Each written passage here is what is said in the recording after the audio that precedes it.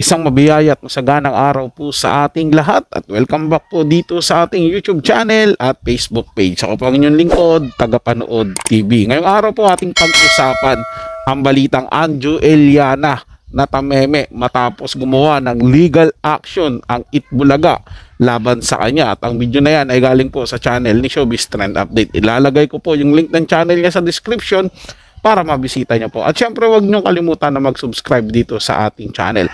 Isang like, share, and subscribe po. Napakalaking bagay po niyan dito sa ating channel. Kaya maraming salamat po sa inyong lahat. Kaya naman huwag na nating patagalin to. Simulan na po natin ang ating reaction video sa araw na to, mga tagapanood. Let's do this! Welcome back sa aking channel. Anjo Eliana na tameme at tumahimik matapos gumawa ng legal action ang Itbulaga laban sa kanya.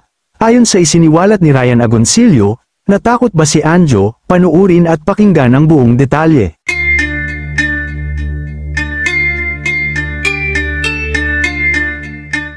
Mukhang hindi na nga nakapagtimpi ang management ng longest-running noontime show na Itbulaga laban sa dating host na si Anjo Eliana, dahil sa mga matinding paninira nito sa mga kasalukuyang host at sa nasabing noontime show.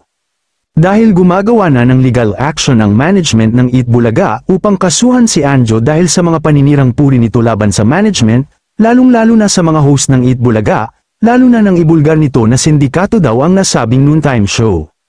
At ang mas matindi pa dito ay ang pagsisiwalat niya tungkol kay Tito Soto na pagkakaroon ng kabit na hindi alam ng karamihan, na nagsimula daw noong 2013.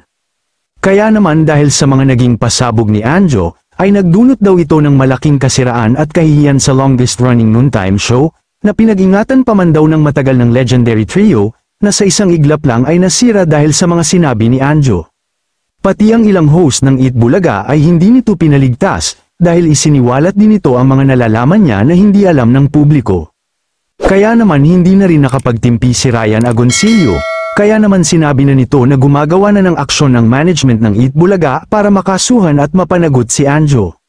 Sa isang interview, ibinahagi ni Ryan Agoncillo ang nalalaman niya kaugnay sa mga naging pasabog ng aktor na si Anjo Eliana at Anya, may aksyon na gagawin ang management ng Itbulaga. Gayunman, naging matipid ang kanyang pahayag, pero sa maikling pahayag niya ay gets na kung ano ang nararamdaman niya sa ginagawa ni Anjo and at the same time ay kung ano ang pwedeng kahantungan ng dati nilang co-host. Dahil sa pagbanggit ni Anjo ng pangalan sa mga Itbulaga host na nagdulot sa kanila ng matinding kasiraan. Ayon pa kay Ryan, well, as far as I know, the management is taking the necessary steps. Further than that, I have no more comment.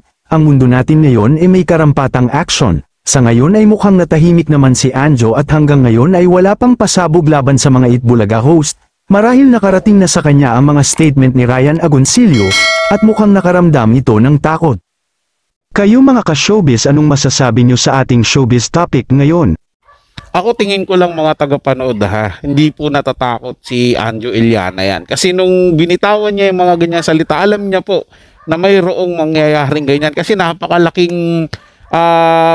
po nung binangga niya eh. Alam niya po sa sarili niya yan na may ganyang pangyayaring darating talaga sa kanya. Nababalikan siya ng buong Itbulaga.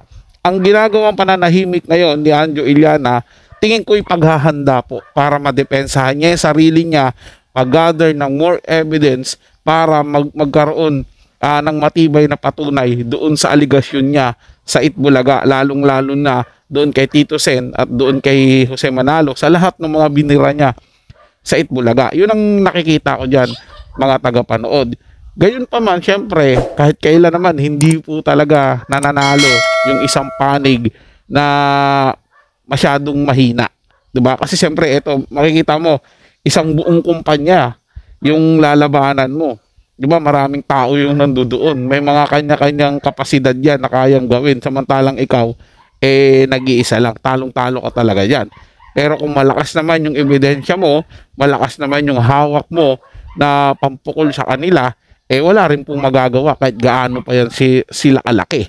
Hindi po ba mga tagapanood? Kasi wala kang malaking nakakapuying. Lagi yung maliit ang nananaig pagka sa ganyan dahil madaling mapatumba yung malalaki kumpara doon sa maliit dahil maliksi. O di ba mga tagapanood? Kaya naman abangan na lang natin yung mga susunod na mangyayari sa drama ni Anjo Iliana at dito sa Itbulaga at sa mga host nito. Mga tagapanood, manatiling sumubaybay sa ating channel para sa mga more update about kina Anjo Iliana at sa kila Tito Sen sa Itbulaga. Sige lang po mga tagapanood, ito ay comment at opinion lamang, wala pong personalan. Paalam po at mabuhay po kayong lahat. Maraming salamat po sa inyong panonood.